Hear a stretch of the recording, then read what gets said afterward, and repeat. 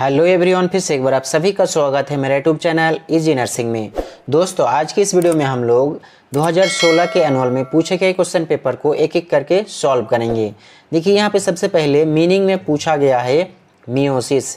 Meiosis क्या है? तो एक डिवीज़न का प्रोसेस है, यानी कि सेल डिवीज़न दो तरह का होता है।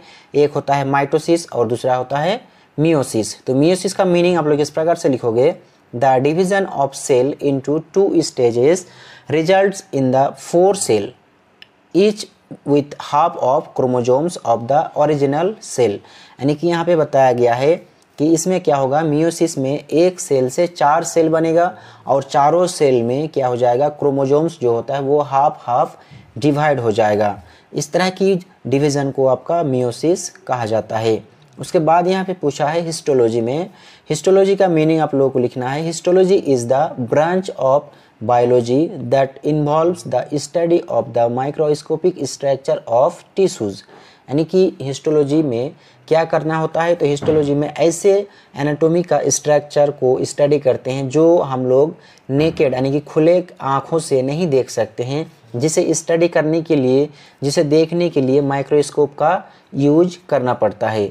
इसे आप क्या कह सकते हैं, हिस्टोलॉजी कह सकते हैं। यहाँ पे आप लोगों को बताया गया है, it helps to examine the structure, composition and functions of the tissue। इसमें यानी कि हिस्टोलॉजी में क्या क्या हेल्प मिलता है, तो किसी भी जो स्ट्रक्चर होता है, किसी भी स्ट्रक्चर को एग्जामाइन करना हो या फिर उसका स्ट्रक्चर को देखना हो या फिर उसमें कंपोजिशन क्या क्या होता है, यानी कि क्या क्या कंपोजिशन का मतलब किस किस चीज़ों से मिल के बना है और उसका फंक्शंस क्या है, क्या क्या फंक्शंस को परफॉर्म कर रहा है, वो सारे चीज़ को देख सकते हैं हिस्टोलॉजी में। उसके बाद यहाँ पे आप लोगों को दिखाया गया है डिफ्यूज़न। डिफ्यूज़न का मीनिंग आप लोगों को लिखना है इस प्रकार से, diffusion is the process in which particles move from an area of higher concentration to an area of lower concentration.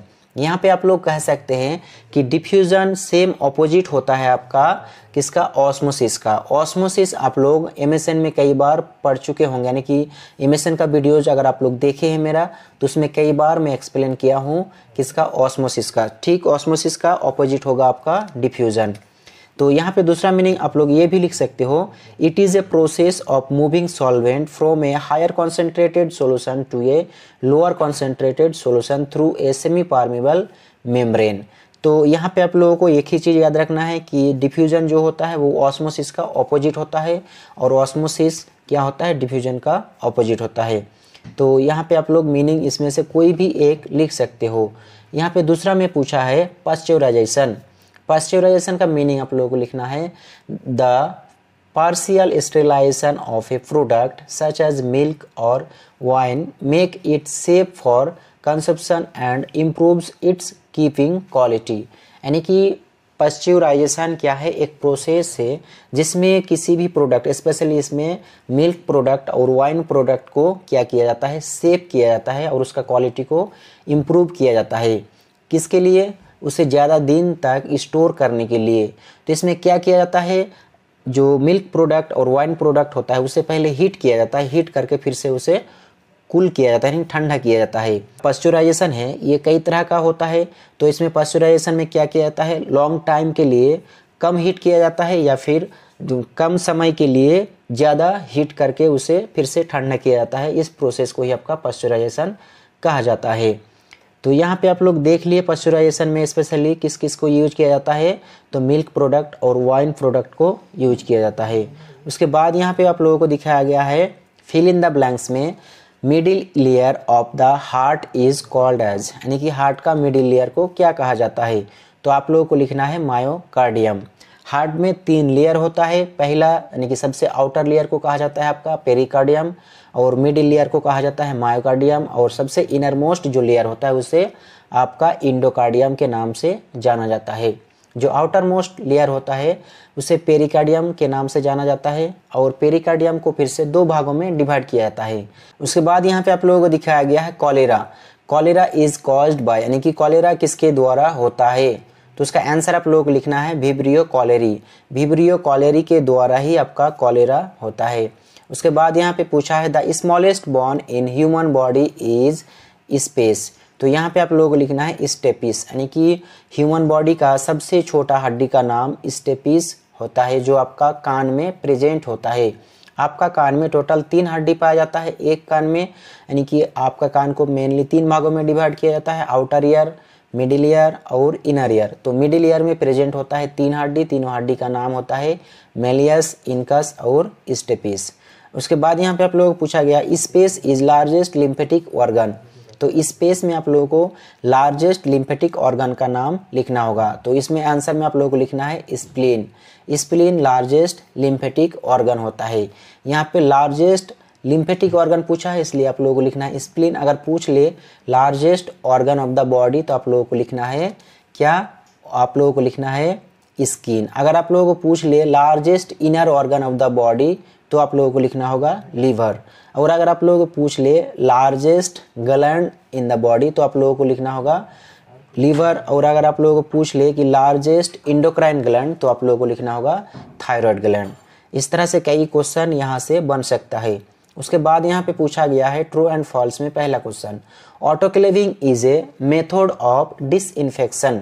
तो आंसर में आप लोगों को लिखना है ट्रू, क्योंकि ऑटोक्लेविंग एक प्रोसेस है जिसके थ्रू ऑब्जेक्टिव को डिसइंफेक्ट किया जाता है। जो कॉन्टामिनेशन या कॉन्टामिनेटेड ऑब्जेक्ट होता है उसे डिकॉन्टामिनेशन किया जाता है। इस तरह के प्रोसेस को ही आपका ऑटोक्लेविंग कहा जाता है, जो यहाँ राइट साइड में स्ट्रक्चर में भी आप लोगों को दिखाया गया है। उसके बाद यहाँ पे आप लोगों को पूछा गया है peritoneum is the covering membrane of heart. तो इसका आंसर हो जाएगा फॉल्स, क्योंकि पेरिटोनियम कवरिंग ऑफ हार्ट नहीं होता है। पेरिटोनियम आपका एब्डोमिनल कैविटी में प्रेजेंट होता है। पेरिटोनियल कैविटी जो होता है उसे कवर करके रखता है एक पतला सा लेयर, जिसे पेरिटोनियम कहा जाता है। और हार्ट का लेयर को कहा जाता है आपका पेरीमेट्रियम, मायोमेट्रियम और इंडोमेट्रियम। उसके बाद यहाँ पे आप लोगों को पूछा rabies is a zoonotic disease. अब यहाँ पे आंसर लिखने से पहले आप लोगों को समझना है कि जूनोटिक डिजीज किसे कहते हैं। जूनोटिक डिजीज उसे कहेंगे जो आपका जानवर से बीमारी फैलता है, यानी कि जो बीमारी जानवरों से फैलता है इंसानों में, उस तरह की बीमारी को जूनोटिक डिजीज कहा जाता है। तो आप लोग जानते हैं कि जैसे कुत्ता काटता है किसी भी इंसान को तो उस इंसान को क्या बीमारी होता है, रेबीज हो जाता है। तो वो बीमारी कहाँ से फैला, जानवर से, यानी कि कुत्ते से फैला, इसलिए इस तरह की बीमारी को जूनोटिक डिजीज कहा जाता है। इसलिए इसका आंसर हो जाएगा ट्रू। उसके बाद यहाँ पे पूछा गया है tetanus is caused by clostridium tetani. तो इसका भी आंसर ट्रू हो जाएगा। उसके बाद यहाँ पे आप लोगों को दिखाया गया है choose the correct answer. Question में पूछा गया है normal duration of cardiac cycle is. तो कार्डियक साइकिल का जो नॉर्मल ड्यूरेशन होता है वो 0.8 सेकेंड होता है। यहाँ पे आप लोगों को ऑप्शन 1 में दिया गया है 0.8 सेकेंड, तो इसी को आपको आंसर में लिखना होगा। उसके बाद यहाँ पे पूछा है the acid fast bacteria is. Option में क्या किया दिया है, Mycobacterium tuberculosis, E coli, salmonella typhi. तो यहाँ पे साल्मोनेला टाइफी जो होता है ये कौन सा होता है, ये एक तरह का डिजीज कॉज करता है। कौन सा डिजीज, टाइफाइड फीवर को कॉज करने वाला पॉजिटिव एजेंट को ही साल्मोनेला टाइफी कहा जाता है।